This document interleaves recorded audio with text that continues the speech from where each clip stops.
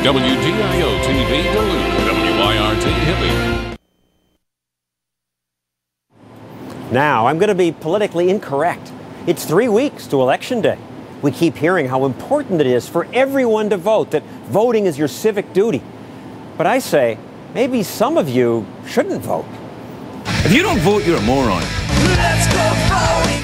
Lately, there's been a big push to get young people to vote. Go register to vote if you're 18 years old. At some rock concerts, between songs, musicians say things like, "Please participate this year by casting your vote." Mark Brownstein, bassist for a band called the Disco Biscuits, and his friend Andy Bernstein co-founded Headcount, a group that registers young people. If you know either your driver's license number or the last 4 digits of your social is what you're going to need to know. We've registered over 100,000 people. It is so imperative that this generation's voice is heard, and they are being heard. Yeah! Choose our news! But wait a second. Are all these get-out-the-vote drives entirely a good thing? What about Puff Daddy's Vote or Die campaign? Vote or die, baby. Puff Daddy?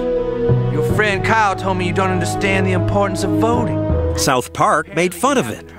Vote or die, mother, vote or die. You can't run from a 38, go ahead and drive. Let your opinion be heard. You gotta make a choice. Vote or die. South Park's creators were criticized for this, but I think they have a point. Okay, I'll vote. After all, some kids don't know much. At that concert, we asked some newly registered voters some basic questions. Some were knowledgeable. There are 2 senators from each state, making a total of 100. The Bill of Rights is the first 10 amendments to the Constitution. But most were not. There's 51 states in the U.S. 52? How many senators are there? Going with 16. I have no idea. 64, I think, something like that. 50 per state. 5 per state. 7. Oh no. I want to say 12. Am I so wrong? And what is Roe v. Wade? Roe versus Wade's segregation, maybe? Was Roe versus Wade where we declared bankruptcy? No, that was about a black person and a white person. Most kids we asked didn't know. Roe versus Wade? Isn't knowledge important to voting? There's a lot of uninformed voters out there. So maybe they shouldn't vote. It's an argument that really smacks against everything we hold dear as Americans. Democracy is not about taking the most educated portion of the society and having them decide. But maybe it's their civic duty not to vote because they don't know anything. We don't believe it's their civic duty not to vote. We're out there telling them that it is their civic duty to vote. Maybe it's not fair to pick on kids at a rock concert. Let's go to our nation's capital.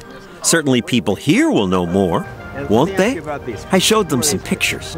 Everyone knew Obama and McCain.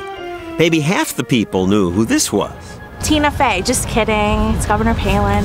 But Joe Biden? I don't know. I don't know. Finally. Joe Biden. Oh, you're the first person to do that. That's pretty amazing around The here. new Joe Biden? Right. You're totally pulling my leg. She and a few others got all the answers right. Who's that?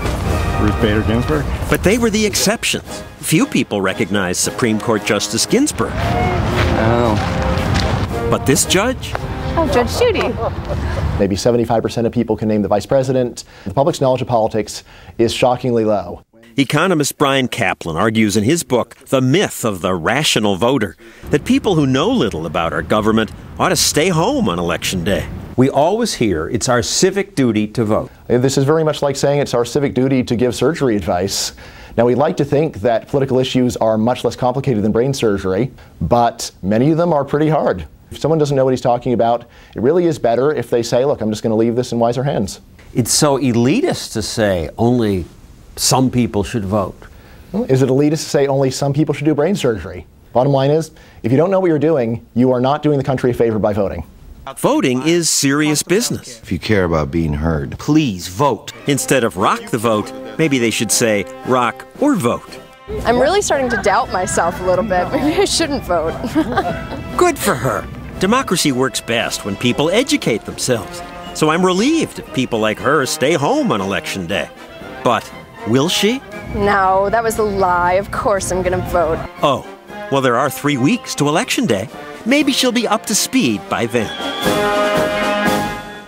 And to help you get up to speed, next week on 2020, we'll bring you my politically incorrect guide to politics. People are so excited about their candidate. He is the one. It sounds like the politicians are magic. And some politicians act like they think they're Santa. Guarantee health care. Create more and better jobs. People want politicians to do more. But doing more can do more harm than good. How are people supposed to understand the laws that politicians pass when they're as long as a football field? What this means is that if you're not a Washington insider, you're screwed. All that and more next week on my politically incorrect guide to politics. We'll be right back. Stay with us.